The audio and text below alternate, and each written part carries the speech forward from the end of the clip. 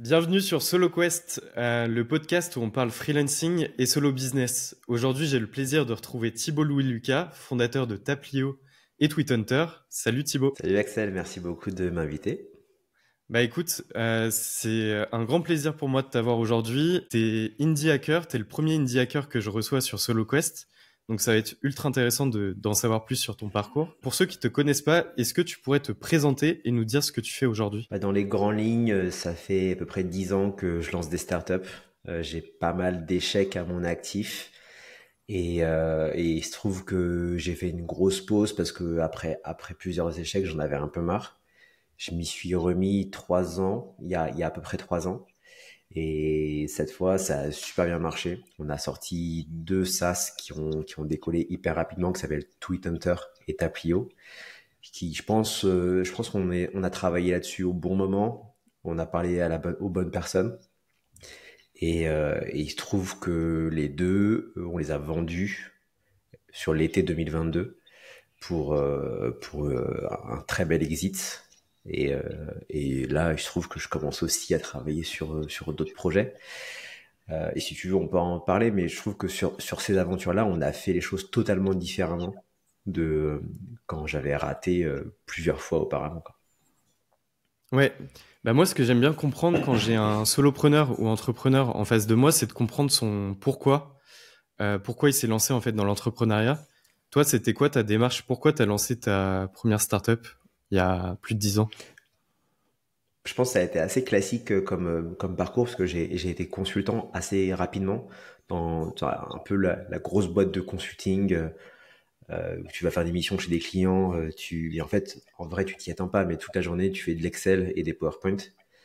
Et en fait, tu te rends compte que c'est pas hyper exaltant. Et je pense que j'ai eu la chance de m'en rendre compte assez rapidement versus d'autres gens qui peuvent y passer ou peuvent se retrouver un peu bloqués dans cet univers pendant 5 à 10 ans. Moi, très rapidement, je m'en suis aperçu. J'ai fait, en plus de mon école d'ingé, un master en école de commerce. Ça m'a pas mal aidé. Ça m'a surtout aidé, en fait, à me conforter dans le fait que c'est ce que je voulais faire. Ça m'a permis de trouver mon cofondateur. Et du coup, hyper rapidement après mes études, je me suis lancé. Et, et en route pour mon premier échec. Bah en fait, là on quitte un peu le modèle SoloQuest puisque toi tu as quand même pas mal entrepris avec ton cofondateur Thomas Jackson. Enfin du coup c'est plutôt un duo Quest que SoloQuest. Euh, C'était en Ouais, mais 2015 tu que vois, tu as je trouve. lancé. Ah, excuse-moi, je te coupe, mais je trouve que c'est justement super intéressant ce que tu dis parce que la première fois, les 2 premières startups que j'ai lancées, je les ai lancées exactement sur le modèle que tu as décrit. Genre, tu lèves des fonds, tu veux impressionner tout le monde, en fait, tu recrutes une grosse équipe. Parce que hyper rapidement, tu as envie de te retrouver dans une situation où c'est pas toi qui as les mains dans le cambouis et tu es vraiment le chef de projet de tout ça. Et t'es super content de mettre côté fondateur d'une startup sur ton LinkedIn. Et en fait, je pense que c'est aussi en partie pour ça que ça a pas marché, quoi. C'est que je me suis rendu compte un peu plus tard que quand t'es entrepreneur, t'as vraiment besoin de mettre les mains dans le cambouis. Que en vrai, tu travailles sur quelque chose, t'as aucune idée de si ça va marcher ou pas. Et donc que t'as besoin de pivoter hyper rapidement. Et en fait, le fait de lever des fonds et de recruter une grosse équipe, ça t'empêche totalement de pivoter rapidement et de pouvoir travailler sur la dernière idée que tu as eue. Et je trouve que c'est l'énorme avantage des indie hackers, des solopreneurs, c'est que tu te lèves le matin avec une idée, tu as la capacité d'aller très très rapidement explorer si ça vaut la peine de continuer. Alors imagine faire ça quand tu as une équipe de 15 personnes et que tu veux que 3 de tes salariés s'en occupent. Si tu fais ça une fois par semaine, toutes les semaines, les mecs ils vont partir en burn-out ou alors ils vont te dire que t'as pas de vision ou alors ça va juste pas bien se passer, quoi. D'où le fait que je pense que le solopreneuriat a énormément d'avenir. Ouais, bah c'était ultra intéressant ça comme passage parce que moi en préparant l'épisode j'ai vu que tu avais quand même deux phases on va dire dans ton évolution. La première où tu développais des startups en mode Startup Nation, lever des fonds, lever des équipes, etc. Et après, tu as vraiment la phase Indie Hacker où tu as lancé un projet par semaine, jusqu'à 10 projets avant de tomber sur Tweethunter. Est-ce que tu pourrais nous dire déjà, c'est en 2015, je pense, que tu as lancé ta première startup. Pourquoi au bout de 2 ans, tu as arrêté le projet? Qu'est-ce qui s'est passé sur ta Juste première startup? parce qu'on gagnait pas d'argent. En fait, ce dont je me rends compte maintenant, c'est que sur ma première startup, je pense que c'était presque plus important pour nous d'être dans les échos ou d'être dans la dernière revue de je sais pas quoi, ou de pouvoir, quand tu as un dîner de famille, dire ah, c'est trop bien, j'ai levé 200 000 euros auprès d'un fonds d'investissement, machin, ça va nous permettre de développer une nouvelle version de notre logiciel et tout. En fait, t'es beaucoup moins, t'es pas revenu driven, quoi. T'es pas focus à 100% sur le revenu. En fait, tu t'auto-rassures sur le fait que ton business fonctionne avec des métriques qui sont différentes du revenu, comme par exemple l'acquisition. T'es super content d'avoir plein de users, sauf que tes users, ils payent pas. Mais ça permet de te rassurer et ça permet de continuer. Et du coup, tu tombes dans un piège où tu travailles dans mon cas, pendant 2 ans sur une idée qui, je pense, aurait pu être kill beaucoup, beaucoup plus rapidement. Il se Mais trouve on ensuite, a tu as tenté un lancé truc qui, à mon une... avis, ça t'as, reste t'as- être une bonne idée hein, dans ma tête, mais c'est juste qu'on n'était pas les bonnes personnes pour travailler là-dessus. t'as lancé une deuxième startup en 2017. Est-ce que tu as eu des apprentissages quand même de la première pour justement réaliser plus rapidement si c'était bon ou non ton idée sur ta deuxième startup? En vrai, très peu. Je pense que j'ai fait exactement les mêmes erreurs. Parce qu'en fait, c'était la continuité logique. J'ai commencé à travailler sur cette nouvelle startup avant même que la première ne se crache. Donc c'est juste j'ai fait le même, j'ai appliqué le même modèle et donc j'ai levé plus d'argent, j'ai créé une équipe encore plus grosse, j'ai recruté plus de gens et je suis encore plus allé sur le modèle. Je veux plein de users qui payent pas et je m'en fiche, je trouverai un moyen de les faire payer plus tard. C'est c'est un modèle où je pense de manière très pragmatique, t'as beaucoup moins de chances de réussir. T'en as où ça fonctionne et c'est comme ça que Facebook et Google ont commencé. Hein. Mais juste le pourcentage de gens qui arrivent va être vachement moins important. Et c'est aussi ce que veulent les VC qui vont te founder. Ils ont envie que t'en aies 1 sur 10 ou 1 sur 100 qui explose totalement. Et ils s'en fichent que t'aies 70% de leur portfolio qui vivote. Alors que toi, en tant qu'individu, faut que tu te poses cette question, quoi. Bah, moi, j'ai baigné un peu dans les startups avant d'être solopreneur. Et moi, ce qui me fascine, c'est que les médias fantasment devant les startups qui lèvent des fonds, montent des grosses équipes et génèrent pas d'argent, alors que les solopreneurs, eux, ils sont dans leur coin à générer du cash. Enfin, justement, ils sont drivés par justement générer du cash. Toi, c'est quoi la transition entre les deux? Quand est-ce que tu t'es dit, en Mais fait, il faut vraiment lancer le plus de projets possible pour réaliser que on a des bonnes idées ou non? alors déjà, je trouve que tu as totalement raison, mais tu as aussi les écoles. Hein. Genre moi, mon école d'ingé, toutes les interventions qu'on avait dans l'école, c'était comment créer le prochain Facebook. Et c'est ce qui fait rêver les gens. Le truc, c'est que c'est difficile de faire rêver les gens avec le modèle solopreneur, surtout si tu mets de côté les stars du solopreneuriat. Genre, si tu mets de côté Peter Levels, parce que c'est quand même une exception dans le solopreneuriat. Faire rêver les gens avec en gagnant, en ayant un petit SaaS et gagner 6 7 000 par mois, c'est compliqué. C'est un modèle qui, je trouve, est super vertueux, mais c'est compliqué de leur donner envie. Versus les histoires complètement dingues de Facebook et de WeWork. Moi, ce qui m'a fait totalement shifter, c'est que j'ai eu un enfant et que avec cet enfant, on est parti voyager. On est parti jouer au digital nomade en fait. Et ça a été une expérience incroyable, mais et en même temps, ça nous a forcé à pas avoir d'équipe. Et donc, quand j'ai recommencé à entreprendre, il n'y avait pas de bureau. C'était le tout début du Covid, donc on savait pas très bien faire le remote. Et du coup, la solution évidente, c'était je suis tout seul et je fais tout seul quoi. Il se trouve que un petit peu plus tard, mon ancien associé Thomas m'a rejoint et ensemble, on a travaillé sur Tweethunter. Mais le principe, c'était qu'on est beaucoup plus libre, beaucoup plus flexible. On a beaucoup moins de contraintes quand on reste un ou deux. Mais tu as été quand même dans l'extrême à ce moment-là, puisque en gros, tu lançais des projets semaine par semaine. Tu lançais un nouveau projet chaque semaine, enfin, ou toutes les 2 semaines.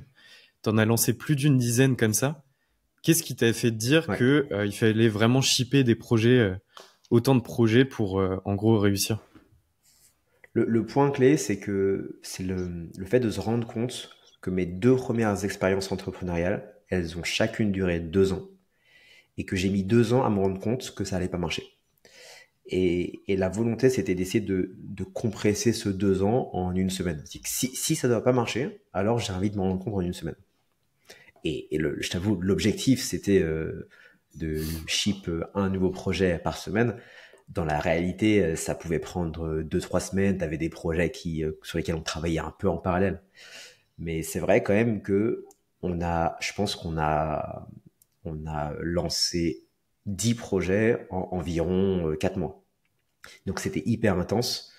On a travaillé comme des bêtes et on a vraiment éliminé 10 projets. Et le 11e, c'était Tweet Hunter et lui, il a décollé hyper rapidement. Tu pourrais nous donner des exemples de projets? Enfin, toi, tu gérais du coup la partie dev, tes développeurs. Tu pourrais nous donner quelques exemples de projets que tu as pu réaliser et aussi le degré de développement. Est-ce que c'était juste un MVP, vraiment une fonctionnalité, ou alors c'était vraiment des mini-produits à eux-mêmes? Quelques exemples de projets, t'en avais un où ça te permettait de trouver des leads géolocalisés. Donc, typiquement, t'es un restaurant, t'es à un endroit, tu veux trouver, non, pardon, tu veux trouver tous les restaurants à un endroit. Donc on t'offre une carte, on va scraper les emails de tous les restaurants à un endroit et potentiellement, si tu es un cinéma et que tu veux faire de la pub hyper localisée, tu peux trouver tous les emails de tous les restaurants autour de ton cinéma. Ça a un peu marché, ça a rapporté genre 2-3 000 euros, on a trouvé un gros contrat, mais rien de vraiment excitant, on l'a laissé tomber. On a fait un générateur de tweets, c'était à la toute première, c'était après la toute première sortie de GPT-3 à l'époque. Et donc on a utilisé GPT-3 pour faire des générateurs de tweets, ça n'a pas marché. On a fait un analyseur de ton Twitter, qui pareil utilisait GPT-3 pour essayer de comprendre ce qui marchait pas, ça n'a pas marché. On a fait un moteur de recherche de communauté en disant quand tu veux lancer un projet, sur quelle communauté tu dois parler de ton projet pour en faire la promotion. En fait, ça paraît être une bonne idée, mais ça marche pas. Tu peux pas. En fait, t'es pas successful quand tu utilises un produit comme ça parce que tu peux pas arriver sur une communauté, juste drop un lien de ton nouveau projet et espérer que les gens ils vont acheter ou partager, quoi. Ça marche pas. Pareil, on l'a laissé tomber. Et en fait, dans le processus, petit à petit, je t'ai parlé de tout ça, mais je t'en ai parlé un peu dans le désordre. En fait, j'aurais pas dû en parler comme ça, mais petit à petit, on s'est rapproché de Twitter. C'est-à-dire qu'on a d'abord commencé par ce truc de géolocalisation de lead. Après, on est allé vers le moteur de recherche de communauté. Puis en fait, on s'est rendu compte de quelque chose d'assez intéressant, c'est que chacun de nos projets, on en parlait sur Twitter, on en parlait sur Reddit. Et en fait, Twitter devenait petit à petit la première source d'acquisition de chacun de nos projets. Donc en fait, que ça marche ou que ça marche pas, c'était pas très intéressant. Le plus intéressant, c'était on se rend compte d'un truc, c'est que on arrive à capter des gens de Twitter. Du coup, on voulait augmenter notre présence sur Twitter, Thomas et moi. Et en fait, on a subi nous-mêmes ce problème de comment faire un tweet intéressant, comment faire un tweet viral, parce que quand je fais un tweet viral, je fais des ventes. Et donc petit à petit, on a commencé à travailler autour de Twitter, on a fait des projets autour de Twitter, donc c'est pour ça qu'on a fait le générateur de tweets, l'analyseur de ta performance. Et après 3 ou 4 itérations sur plusieurs produits, on a créé cette feature en fait, où juste cette feature, c'était un moteur de recherche de tweets viral qui ressemble à peu près à ce à quoi je parle sur Twitter. Donc cet outil, qui est devenu Tweet Hunter, il allait faire que une seule chose, il essaie de comprendre de quoi tu parles sur Twitter, et il va essayer de trouver des tweets qui parlent de la même chose et qui ont eu un reach super important. C'est tout. Et donc je me souviens de la première version de Tweet Hunter, c'était juste un mur de tweets qui se renouvelle tous les jours, ou à chaque fois que tu recherches, et qui est censé t'inspirer sur l'écriture de nouveaux tweets. Et le truc dingue, c'est que je l'ai utilisé moi-même et ça marche. Alors, tu regardes ce mur de tweets qui est pertinent par rapport à ton contenu, tu crées des connexions entre les tweets et en fait, ça te fait popper, en tout cas dans ma tête à moi, ça me faisait popper plein d'idées, de trucs super intéressants. Et du coup, j'arrivais à écrire plein de tweets comme ça. Et c'est comme ça que Tweet Hunter est né, parce que juste avec ce tout petit produit, on a réussi à avoir au début 200, 300, 800, même 1000 dollars de MRR, sans développer toutes les autres features que Tweet Hunter a aujourd'hui. Mais c'était quoi les indicateurs que vous suiviez pour savoir si vous alliez plus sur ce produit-là ou si vous arrêtiez pour en continuer un autre? Enfin, à quel moment en fait tu décides que tu l'arrêtes ce projet, t'en fais un autre, et pourquoi Tweet Hunter, vous vous êtes dit, ok, là il y a un truc à faire? En gros, c'est vraiment que le revenu, quoi. Que le revenu. On voulait absolument pas reproduire les erreurs qu'on avait faites dans le passé et on voulait que le projet sur lequel on travaille, on avait la quasi-certitude que ça pouvait générer du revenu. Et donc, très très tôt dans le processus, sur chaque produit, on demandait aux gens de payer. Et dans la plupart des cas, vu que c'était quand même des produits développés hyper rapidement, les gens ne payaient pas. On a eu quelques exceptions. L'analyseur de tweets, par exemple, il est monté à 300 dollars de MRR. Bah, c'est pas rien, quoi. Pour un produit développé en 2-3 semaines, que ça fasse 300 de MRR à 9 dollars par mois, ça veut quand même dire que tu as 30 personnes qui payent et qui sont intéressées, quoi. On l'a quand même laissé tomber parce que il y avait beaucoup de churn, les gens ils se désinscrivaient, qu'on n'arrivait pas à le faire grossir. Donc on est passé à Tweet Hunter. Mais en fait, sur chacun de ces projets, on apprenait quelque chose, on comprenait ce que les gens ils voulaient et surtout on capitalisait aussi sur la partie tech, sur la partie code. C'est pas comme si on recréait tout à chaque fois. C'était les mêmes systèmes de paiement, c'était les mêmes comptes de paiement, c'était le même back-end à chaque fois, c'était juste des fonctions un petit peu différentes. Donc ouais, on réutilisait beaucoup et ça nous a permis d'avancer super vite.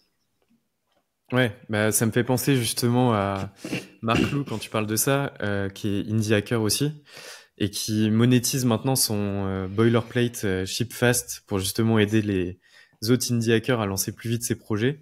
Lui, en gros, il a lancé tellement de projets que, en gros, il a packagé tout ce qu'il réutilise comme code dans chaque projet pour vendre ce dossier GitHub. C'est ultra intéressant C'est sur hyper drôle, tu Twitter. vois ce que tu dis là. C'est hyper, parce que pour moi, c'est exact, c'est quasiment ce que nous on a vécu aussi. C'est exactement le même processus pour Marc Lou et pour nous. Et c'est un peu ce qu'on dit souvent quand tu vois au moment de la ruée vers l'or, ceux qui ont fait plus d'argent, c'est ceux qui ont vendu des pelles. Bah c'est en gros c'est à peu près ce que Marc a fait et ce que nous on a fait parce que bah nous on se rend compte que Twitter est un vecteur d'acquisition énorme pour chacun des projets et bah au lieu de vendre le dernier tool, on va vendre le tool de l'étape d'un peu d'avant qui lui va te permettre d'aller te créer ta présence sur Twitter. Quand on a commencé en 2021, je crois, c'était l'énorme boom de la créateur économique. Le fait d'être un créateur de contenu sur Twitter ou sur LinkedIn, c'était le tout début, quoi. Et donc je pense qu'on a eu la chance de ship Tweet Hunter au moment où les gens ils ont commencé à être intéressés par ça. Et tu as plus de 100 000 abonnés sur Twitter aujourd'hui. Quand tu as commencé sur Tweet Hunter, tu avais combien d'abonnés sur la plateforme? 1500. 1500, dont je pense 950 dormants qui, je sais pas d'où sortaient, mais en gros, j'avais zéro reach, quoi. Au tout début de Tweet Hunter, j'avais réellement zéro reach, j'étais personne. Et je me souviens qu'un truc qui nous a fait décoller sur Tweet Hunter, c'est que j'ai envoyé Tweet Hunter à pas mal de gros influenceurs Twitter. Et en fait, l'un d'eux, hyper tôt dans le projet, a dit bah moi je trouve ça trop cool ce que vous faites, je veux rentrer dans l'aventure. Et c'est ça a été vraiment un moment hyper clé dans Tweet Hunter parce que ce mec-là a eu un énorme impact sur le lancement. On a fait un lancement ensemble, je crois 3 ou 4 mois après la première version, et juste ce lancement-là, en 2 semaines, ça nous a fait passer de 3K de MRR à 18K. Et le truc, c'est pas arrêté derrière. On a continué à maintenir 20% de croissance par mois pendant les 6 mois d'après. Et c'est ça qui fait que on a réussi après à vendre Tweet et la boîte à un très bon prix. Vous l'avez intégré du coup au capital de la société ou est-ce que vous l'avez fait aussi avec On a d'autres fait, personnes après, d'autres créateurs? ouais, alors on a fait un truc un petit peu plus compliqué que ça parce qu'en fait on voulait pas l'intégrer au capital de la société parce que dans la société il y avait d'autres projets. Et du coup on a fait on a fait un truc qui ressemble plus à un contrat de distribution où Mm. on a dit tu as à peu près 25% des droits sur le produit. Donc chaque mois tu vas toucher 25% du profit lié au produit et à ce produit-là uniquement. Et si on vend la boîte ou le produit, tu vas toucher 25% de la somme liée au produit. Donc on a limité son ownership au produit et pas à la société. Ce qui a été un super move au final parce que en fait on a après travaillé sur Taplio, qui est en gros la déclinaison de Tweethunter pour LinkedIn et qui nous a permis d'avoir deux produits qui ont grossi à peu près au même rythme au début et maintenant Taplio est en train génère littéralement 2 fois plus que Tweethunter. Mais en fait, ce que je trouve ultra intéressant sur Tweethunter, c'est que vous aviez un produit dont vous aviez l'utilité vous-même. En gros, je posais la question du nombre d'abonnés. Pourquoi? Parce que en fait, toi-même, tu avais l'utilité de ton produit. Tu disais justement avant que, en gros, tu arrivais avec ce mur de tweets, de connecter en gros des idées et d'avoir plus d'idées sur ta création de contenu. Mais en fait, c'est vraiment, t'es parti d'un de tes besoins pour avoir l'idée de Tweet Hunter.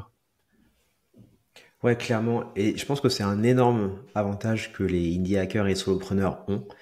C'est que dans une boîte classique, t'as un CEO qui va essayer d'avoir le plus de connaissances marché ou la connaissance produit possible, qui va transmettre des informations à son équipe produit. Et t'as un développeur un peu dans son coin qui va essayer de comprendre ce qu'on lui demande, qui va être très loin du business et donc il va souvent galérer parce qu'il a absolument pas une vraie compréhension des problèmes ou des pains des users versus le solopreneur. S'il travaille sur un projet qui est pour lui, t'imagines la boucle, elle est ultra rapide. Tu utilises ton produit, tu vois un truc qui va pas, tu changes un bout de ton code, tu ships.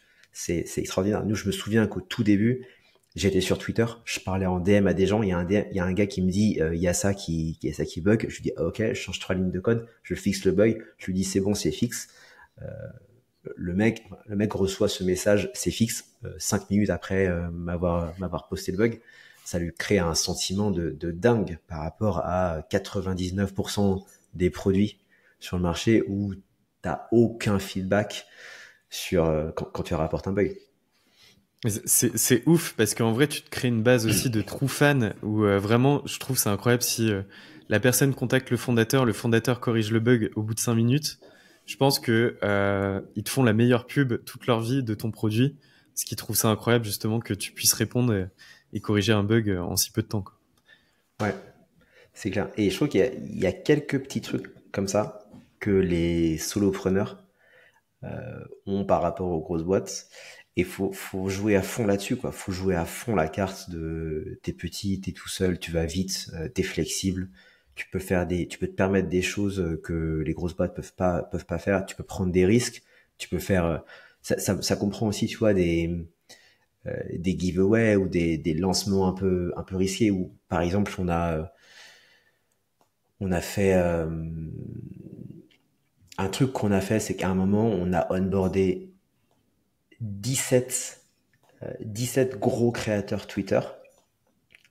Oui, chacun, on leur a dit, on vous donne 0,1% de Tweethunter.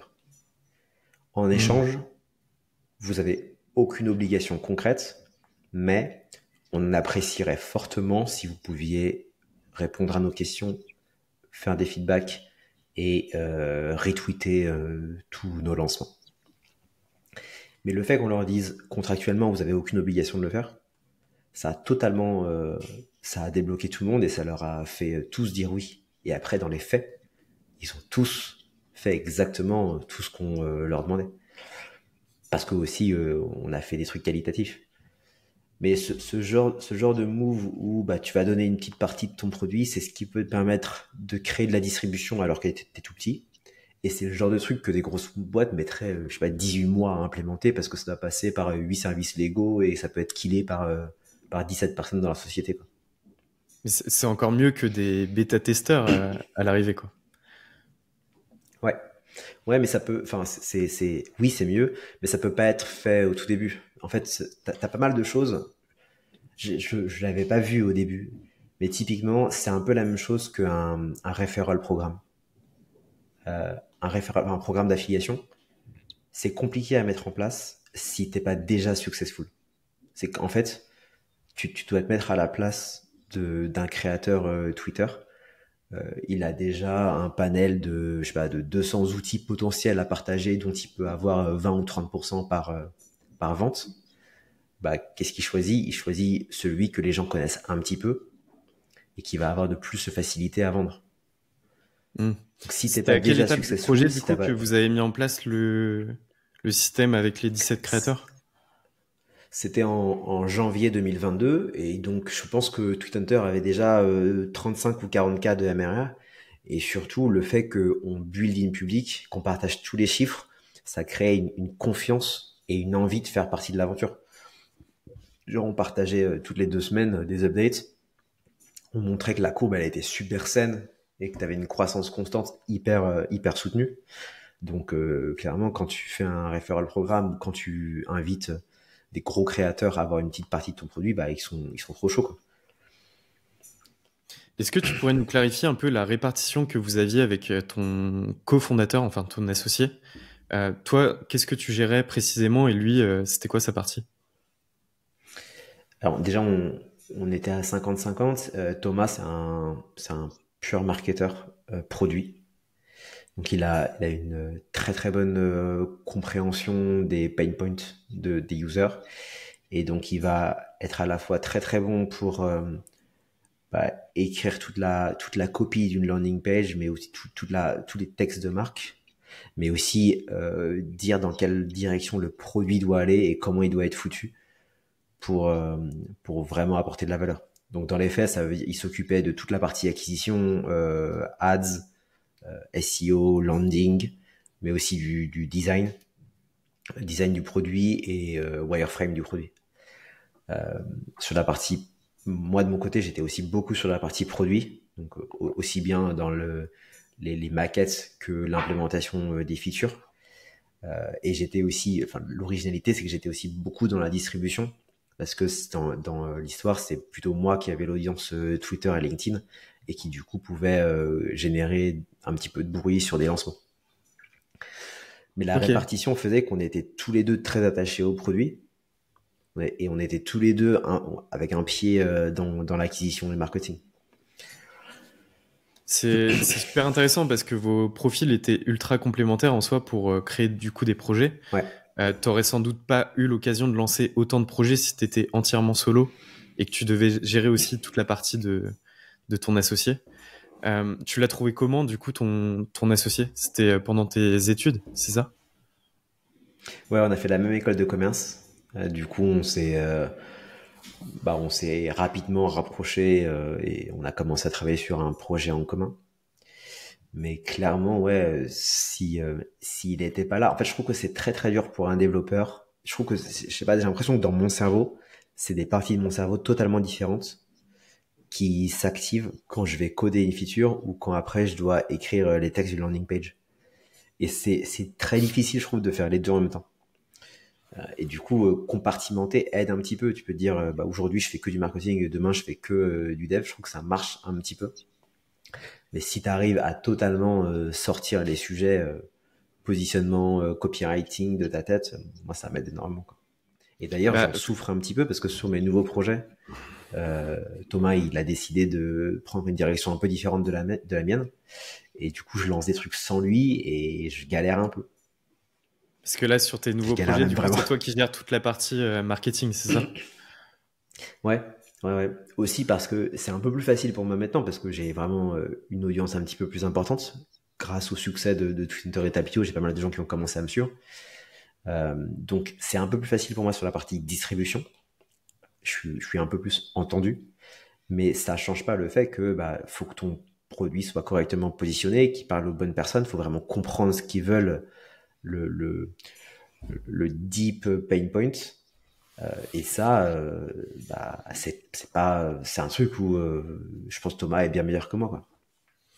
C'est marrant que tu racontes ça parce que moi j'ai un cursus ingénieur aussi et je trouve qu'on n'a pas du tout une bonne manière de vendre ou en tout cas on n'est pas du tout marketeur et pour vendre des choses à des gens on n'a pas du tout la bonne structure de cerveau. En fait, ce que tu disais sur le cerveau bien organisé sur ces éléments-là, c'est ultra intéressant. Il y a un Ouais, mais truc c'est une qui question m'intéresse. d'entraînement aussi, tu vois. C'est-à-dire que si Ouais. tu t'entraînes pendant 15 ans à faire du dev, tu vas être meilleur en dev, hein. Si tu t'entraînes pendant 15 ans à faire du marketing et du positionnement et du texte de marque, tu vas devenir meilleur à ça. Donc, c'est clairement, c'est dur d'être sur tous les fronts, hein. Il y a un truc ultra intéressant quand même sur vos projets TweetHunter et Taplio, c'est quand même la croissance que vous avez eue. Tu parlais dans ta newsletter sur ton bilan 2023 que sur Pony Express, du coup la société mère de l'ensemble de vos projets, que vous avez fait 3 millions de ARR en mars et 5 millions de ARR en juin. Enfin, comment vous avez eu une croissance aussi importante? Euh, je me Parce que souviens c'est plus de énorme quand même ces rajouter moments. 2 millions de MRR, ARR pardon, sur 3 mois. Ouais, alors je t'avoue, je me souviens plus exactement de ce qu'on a fait à ces moments-là. Mais il se trouve qu'on a toujours fait plein de choses enfin, un truc qui a particulièrement bien marché sur Tweethunter et Tapio, c'est notre stratégie mini tool. C'est il y a énormément de features de Tweethunter et Tapio qu'on a extrait de Tweethunter et Tapio et qu'on a mis sous la forme de tout petits projets, tout petits tools de une seule page, euh, public et gratuit, optimisé pour le SEO. Typiquement, tu en as un qui est checker les stats de n'importe qui sur LinkedIn. Tu tapes LinkedIn stats de je sais pas qui, de Axel. Tu as une probabilité non négligeable de tomber sur notre outil qui donne pas mal d'informations sur Axel et qui après pousse Taplio. Et en fait, Hmm. ça on l'a fait. Je crois que maintenant on a une quinzaine de mini tools sur Taplio et une quinzaine sur Tweethunter parce que on a eu un rythme où toutes les 2 semaines on essayait d'en ship un autre. Et en fait, le trafic de ces mini-tools va se cumuler, va devenir de plus en plus important parce ils vont être repérés par Google et que Google va finir par les mettre en avant. Et donc le fait de faire ça sur une longue durée fait que petit à petit, on a construit un pipeline de trafic assez énorme. On a un mini-tool, par exemple, le LinkedIn Video Downloader. Je crois que c'est 1 million de visites par an maintenant. C'est assez, ou par mois, je crois, non, 1 million de visites par mois, ce qui est assez énorme. Tu dirais du coup que la plus grosse part d'acquisition, c'est le SEO. Enfin là, du coup, c'est du SEO dans le sens où la plupart des mini-outils, vous avez du coup de la visibilité du trafic et ça ramène sur l'outil principal. Du coup, c'est vraiment le SEO On qui vous a a, permis de croître. on a deux gros canaux d'acquisition et le SEO, c'est l'un d'eux. Le deuxième, c'est social. C'est les gens qui parlent de nous sur LinkedIn et Twitter. Et donc, il se trouve on a un problème, c'est que le, le social, le fait que les gens parlent de Taplio et de LinkedIn et de Tweethunter sans mettre des liens, fait que tu as beaucoup, beaucoup de gens qui vont taper Tweethunter et Taplio sur LinkedIn, sur Google, et qui vont arriver comme ça. C'est donc le brand name va être énormément cherché sur Google. Et du coup, il y a un paquet de gens dont on sait pas d'où ils viennent. Donc en fait, en vrai, on maîtrise pas hyper bien notre acquisition de social, mais on sait que on a deux gros canaux et c'est SEO et social. Ok, ultra intéressant. Tu disais justement en début d'épisode que tu as vendu du coup la société, enfin les produits Tweethunter et Taplio. Moi, j'adore cette histoire parce que vous l'avez vendue du coup à l'Empire et à notamment Guillaume Moubèche, avec qui tu étais au collège. Tu voulais vendre à l'international, mais pourquoi vous êtes parti avec l'Empire? Et nous, on était même sûr et certain qu'on allait finir par vendre à une boîte américaine. C'était trop bizarre. En fait, on a mandaté un broker américain qui allait voir plein de grosses boîtes américaines, aussi des grosses boîtes en Inde. On a parlé avec des très gros acteurs. On a parlé avec des gens de HubSpot, par exemple. Et c'était compliqué, en fait. C'était compliqué sur plein de sujets. On avait une typologie de boîte assez particulière. On n'était pas très gros. À l'époque, on était à 1,5 million d'ARR. Donc, pour ces boîtes-là, c'est petit. Euh, on avait beaucoup de churn. On était, on était un petit peu B2B, mais on était un petit peu B2B, mais on ressemblait à une boîte B2C dans les KPI. Et on avait très, très peu d'ancienneté. En fait, quand on a commencé à parler d'acquisition, on avait 12 mois de track record. C'était hyper Mmh. faible. Et donc, c'était à la fois, c'était compliqué d'avoir un oui franc de ces acteurs-là, et en même temps, les trucs que eux nous disaient, nous donnaient pas forcément envie. Ils nous parlaient de rester bloqués pendant 2 ans, de rentrer dans la culture de leur boîte, de devoir s'intégrer comme ça, comme ça. Et du coup, en parallèle du broker qu'on a mandaté, ben moi, j'ai commencé à discuter avec des gens et j'ai déjeuné avec Guillaume Moubèche de l'Empire. Il se trouve on avait recommencé à se parler à peu près 1 an avant. On avait déjeuné 3, 4 fois ensemble, mais que pendant 15 ans, on s'était pas parlé, quoi. Donc, c'est pas comme si on était meilleurs potes. Je lui dis qu'on essaie de vendre, que le process d'acquisition, il est un peu compliqué. Et lui, il me dit, mais moi, je suis grave intéressé, quoi. Il se trouve que Guillaume, il a construit sa boîte sur la personal brand. Il a enfin, pas toute, mais une grande partie de son acquisition, c'est lui, sa présence sur LinkedIn. Et ce qu'il a fait, je trouve, est formidable. Et d'ailleurs, si on a commencé à parler de Taplio, c'est que lui, en fait, il est client de Taplio depuis très très longtemps. Lui, ça a été un des premiers au monde à dire, bah, moi, je veux que toute ma boîte soit sur Taplio. Parce que je veux que toute ma boîte, elle bénéficie, elle pousse l'Emlist sur LinkedIn. Donc, il nous a dit, bah, moi, je veux 17 licences de Taplio, et c'était parti. Et donc, après, quand il nous a dit qu'il était grave intéressé, et ben, en fait, il connaissait l'outil Taplio, il connaissait nos métriques, et il se trouve qu'on avait une typologie de boîte un petit peu similaire. C'est que bon, lui, il est plus B2C, plus B2B, pardon, mais il a des métriques qui ressemblent en termes de croissance. On avait à peu près la même trajectoire.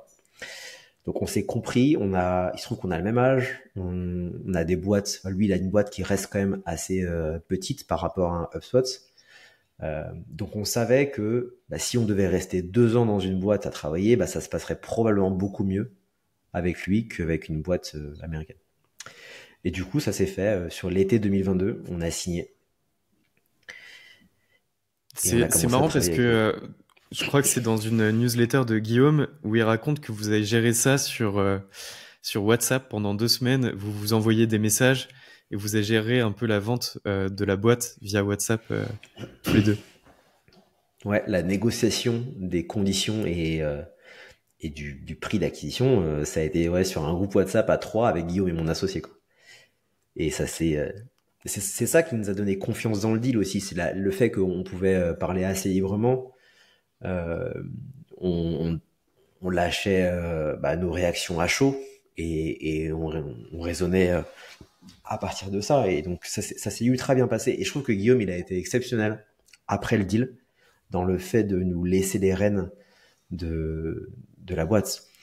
Parce qu'en fait, on a structuré le deal pour réduire une grande partie du risque côté l'Empire. Dans le sens où on avait une boîte jeune, on avait un churn qui est quand même relativement important et une acquisition beaucoup beaucoup plus importante. Donc c'est risqué pour Guillaume parce que si du jour au lendemain l'acquisition s'arrête, et ben la boîte perd 80% de sa valeur. Donc on a structuré le deal pour que 80% du prix d'acquisition soit en fait reflété par des milestones à atteindre de croissance sur les 2 années qui allaient suivre l'acquisition. Le problème du coup, c'est que bah, Thomas et moi, on était quand même relativement confiants dans le fait d'atteindre ces chiffres clés, mais il fallait nous laisser les rênes de la boîte. Si on fixe toute la valeur de l'acquisition sur des milestones à atteindre, mais qu'après, c'est une équipe de branquignoles qui reprend nos produits, c'est dégueulasse. Donc, on a été très carré là-dessus et Guillaume nous a totalement laissé exécuter notre plan sur Twitter et Tapio et ça a marché. On a vendu pendant l'été 2022, on était un peu au-dessus de 1,5 million d'ARR. Là, aujourd'hui, ça fait un peu plus qu'un an et demi, ça fait 1 an et 9 mois. Et on a dépassé les 8 millions d'ARR, là. Donc, je pense qu'on va arriver en dessous des 10 millions d'ARR qui était la cible 2 ans après l'acquisition. Mais ça reste super décent comme performance. Donc là, en gros, tu restes encore dans l'entreprise jusqu'à cet été et après, tu t'en vas? Ou non? Ouais, pour l'instant, c'est ce qui est prévu. Après, tout peut arriver. Hein. Ok. Et pourquoi, du coup, vous avez décidé de vendre? C'était quoi vos raisons de... Enfin, tu l'as dit, c'est qu'au bout de 12 mois, vous avez commencé quand même à regarder si vous pouviez pas vendre. C'était quoi les raisons qui vous ont poussé à vous dire, ok, il faut peut-être vendre ce projet? Il y a plusieurs choses là. Le fait que déjà, c'était le plan dès le début. C'est que avec Thomas, ce qu'on s'était dit, c'est on bosse sur un projet, on le monte à 10K de MRR, on le vend entre 500 000 et 1 million, et on recommence. Et notre vie, ça devient ça. Et bah, même si c'était le plan, bah, ça s'est pas tout à fait passé comme ça, parce que le truc a grossi beaucoup plus vite que ce qu'on pensait, et qu'on a fini par le vendre bien plus que ça. Et qu'on a été bloqué pendant, et on a commencé cette transition, ce blocage pendant 2 ans. Donc on pouvait pas recommencer instantanément. Mais ce qui nous a conforté dans l'envie de vendre, c'est que c'est arrivé tellement vite qu'on avait besoin d'aide, quoi. On avait besoin d'aide parce que bah, la croissance, elle était compliquée à maintenir sur le long terme. Et donc, on avait besoin de l'expérience de gens qui étaient passés un peu par là. Il se trouve que la liste avait connu à peu près la même trajectoire. Et deuxièmement, on voulait quand même se dérisquer. C'est que la croissance était tellement importante que la boîte avait beaucoup de valeur, mais en même temps, nous, on avait touché assez peu d'argent par rapport à tout ça. Et donc, on savait qu'on travaillait sur un environnement assez compliqué. Donc, il y avait quand même l'histoire de Elon Musk sur Twitter. Et en plus, sur Taplio, on n'est pas tout à fait compliant par rapport à toutes les règles de LinkedIn. Donc, on savait qu'on avait un business un peu risqué. Et donc, l'objectif, c'était quand même de pouvoir dérisquer une partie de l'aventure. Ouais, parce qu'en gros, vous êtes ultra dépendant en fait des plateformes. Pour donner une anecdote, c'est en mars ou avril 2023 où Elon Musk est arrivé à la tête de Twitter et l'API, elle a changé. Ils annonçaient, je crois, plus de 40 000 $ par mois pour accéder à l'API de Twitter. Je crois que c'est quelque chose comme ça. Et vous avez perdu l'accès à l'API pendant quelques jours. Enfin, qu'est-ce que tu as ressenti à ce moment-là quand tu as perdu l'accès, que ton produit il marche plus, il arrive plus à se connecter à la plateforme? Enfin, j'imagine que tu dois être au fond, Cette non? histoire, elle a été dingue. Ça a été dingue parce que en fait, t'as 2 moments de dépression parce que déjà, ils te disent, bon, bah, maintenant, c'était gratuit jusqu'à maintenant, mais si vous voulez continuer, c'est 42 000 $ par mois. On parle pas d'un petit montant, hein. 42 000 $ par mois, c'est ultra significatif, hein, pour nous. Mais il se trouve que nous, on avait la chance d'être assez gros pour pouvoir se le payer à l'époque. Ce qui n'était pas le cas au début. On n'aurait jamais pu créer Twitter si on avait dû payer ça dès le début.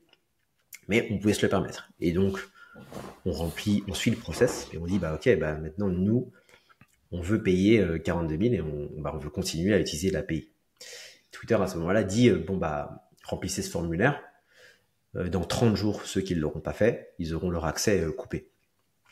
Et bah, 3 jours après, pas 30, hein, 3 jours après, on a notre accès coupé.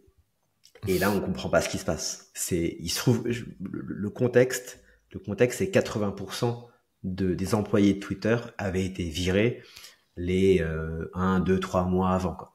Donc, il y a personne, tous nos contacts, ils étaient plus là. Tu sais plus à qui parler. T'as un mail support, personne te répond. T'essayes de mention les gens sur Twitter, bah, il se passe rien. Donc c'était les chaos, quoi. Et il se trouve qu'on n'était pas les seuls dans ce cas-là, mais pas tout le monde. Il y a des gens qui avaient réussi à garder leur accès. Puis il y a des gens qui avaient gardé leur accès, qui rigolaient et qui se moquaient de nous, mais qui après ont perdu leur accès. Donc ça a été un beau bordel, mais il se trouve que 48 heures après, on a réussi à récupérer un bon contact, on a réussi à remplir le bon formulaire qu'il fallait, et on a réussi à commencer à payer 42 000 dollars par mois. Il se trouve que depuis, on paye tous les mois 42 000 dollars pour l'API pour laquelle on payait zéro avant. Voilà la petite histoire. Ah oui, je savais pas que vous payiez quand même les 42 000 dollars. Je pensais qu'il y avait quand même une bonne fin à l'histoire et qu'il n'y avait pas cette histoire des 42 000 dollars, mais non, pas du C'est tout. dur, Vous les hein. payez vraiment là aujourd'hui, 42 000 dollars par mois Ouais, pour accéder à l'API de... pour de vrai.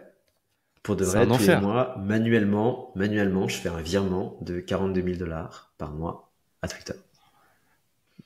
Et comment font des projets, des plus petits projets? En gros, vous êtes arrivé à un stade de projet qui a pu permettre de payer, on va dire, cette facture. Et si vous aviez pas pu le faire, en gros, le projet, il mourrait. Et c'est ça qui est hyper paradoxal, c'est que t'as, nous, on avait les moyens de le faire et du coup, on a commencé à payer. Et je pense que c'était la même chose pour nos deux autres concurrents directs. Ça a dû être un petit peu plus chaud pour eux parce que eux, ils avaient des revenus un peu inférieurs, mais ils l'ont fait quand même. Mais ça a tué tous les petits. Et depuis, ça fait un an qu'il n'y a pas un nouveau compétiteur qui est arrivé pour essayer de faire quoi que ce soit. Donc ils ont eu, ouais, c'est cool, ils ont rentré une nouvelle source de revenus, mais ils ont tué tout l'écosystème de start-up. En tout cas, ils ont tué tous les nouveaux entrants qui essayaient de créer des produits sur Twitter. C'était mieux avant ou après? Enfin, là, aujourd'hui, en gros, j'imagine vous avez moins de concurrence, peut-être moins de compétiteurs. Est-ce que du coup, c'était pas mieux quand il y avait plus de compétiteurs en face de vous? Bah pour nous, c'est presque mieux après. Parce que oui, on paye 42 000, mais il n'y a plus de nouveaux compétiteurs. Mais bon, je trouve ça dégueulasse, quoi. Je trouve ça dégueulasse de pouvoir changer les règles du jeu comme ça. Je trouve ça dégueulasse parce qu'en plus, l'API de Twitter, c'était une API qui était particulièrement intéressante, je trouve, pour des indie hackers, pour des solopreneurs. Tu peux assez rapidement manipuler des données, enfin des volumes de données assez énormes et tu peux t'amuser à faire des choses jolies. Et en plus, c'est de la donnée. Quand tu as une petite présence sur Twitter, c'est de la donnée qui te parle, c'est de la donnée un peu palpable. Tu peux la rapprocher à des métriques, tu peux expérimenter, tu peux faire des choses cool. Mais bon, Et du coup, sur LinkedIn, vous vous protégez comment aujourd'hui? Parce qu'en gros, je sais que LinkedIn, notamment, aime pas trop les outils venant d'ailleurs. Là, il me semble que vous avez une extension Chrome qui vous permet de faire tourner votre outil. Enfin, votre extension récupère des données importantes. Enfin, je m'y connais un peu en extension puisque j'en développe pour des clients. Mais du coup, votre extension récupère des données importantes pour votre outil pour qu'il puisse tourner en gros sur le compte LinkedIn de votre client. Mais un jour, si LinkedIn vous bloque, enfin change quelque chose dans leur site, vous perdez accès aussi à LinkedIn. alors, il y a quand même, oui, mais il y a quand même peu de chances que ça arrive. C'est que, en fait, ils peuvent pas totalement bloquer les extensions Chrome. Ils mettent en place des choses que nous on peut contourner et on l'a déjà fait plusieurs fois. Il se trouve en fait le contexte autour de ça, c'est que l'API de LinkedIn est beaucoup plus restrictive que l'API de Twitter. Par exemple, sur LinkedIn, tu peux pas récupérer tes stats. L'API permet pas de récupérer le nombre de vues ou tes likes de tes posts. Ce que je trouve un peu absurde quand même. Nous, on a bypassé ça, donc comme tu dis, avec l'extension Chrome, qui fonctionne pas du tout comme par exemple celle de Wallaxy. Tu vois, Wallaxy, c'est des bourrins. Ils font plein de trucs avec leur extension Chrome. Ça met en danger les comptes LinkedIn de leurs users. Nous, on a une utilisation beaucoup plus modérée, juste pour essayer de récupérer des stats, quand tu veux poster un carrousel, ce qui est pas possible avec l'API, ou poster avec des mentions, ce qui est pas possible avec l'API, bah on va utiliser l'extension Chrome juste pour ça. Donc oui, ils peuvent changer les règles du jeu. Normalement, nous, on a la capacité de nous adapter à ce qu'ils font. Mais bon, tout peut arriver, quoi. Ouais, en plus là, vous mettez quand même en jeu du coup le compte LinkedIn de vos clients, donc c'est encore plus challengeant pour vous en termes techniques de pas faire n'importe quoi. Sinon, si vos clients en face perdent leur compte LinkedIn, c'est un peu embêtant quand même, parce que LinkedIn bloque assez facilement quand même les comptes dès Ouais. qu'on utilise des outils d'automatisation ou autre. Même quand on envoie manuellement X messages pendant un laps de temps très petit, en gros, il a tendance à bloquer je le parle par expérience puisqu'il m'a déjà bloqué plusieurs fois. Mais LinkedIn, ouais, il bloque facilement les comptes. Donc franchement, c'est pas si simple à développer quand même un outil, Ouais, j'imagine, sur une clairement, plateforme comme celle-ci. ça a été, ça a été un gros travail de faire en sorte que ça ait zéro impact pour les users. Et aujourd'hui, on est quand même assez fiers de ce qu'on a fait, hein. C'est assez secure pour les users. Tu vois, typiquement, on utilise un proxy qui est pas très loin de là où tu habites pour pas que tu aies des calls API qui se fassent du Bangladesh de, au serveur de LinkedIn, quoi. Donc on a mis en place pas mal de choses qui font que c'est très secure pour les users et on a une utilisation hyper modérée, quoi. C'est quoi la suite pour toi, du coup? Là, tu continues sur Tweethunter et Taplio jusqu'à l'été, peut-être après, enfin, on sait pas trop encore. Tu as commencé certains projets en lien avec la vidéo, notamment Typeframe, un projet que tu as racheté. Tu as aussi, je crois, Talkhunter que tu as retransformé là récemment. Enfin, tu en as fait un tweet récemment. Enfin, c'est quoi, du coup, la suite de tes projets aujourd'hui? Bah clairement, ouais, Typeframe, ça m'excite pas mal. C'est ça. Donc je- t'as bien mis le doigt dessus. Je bosse sur deux trucs en particulier, Typeframe et Revit.ai, qui est un spin-off de Typeframe, un petit peu comme Taplio était un spin-off de Tweethunter.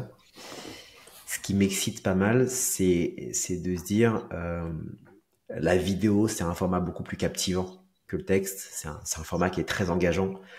Et c'est ça qui fait que TikTok, que YouTube Shorts ou que Instagram Reels est en train de décoller, et que même Twitter a envie de reproduire le schéma et d'aller vers la vidéo.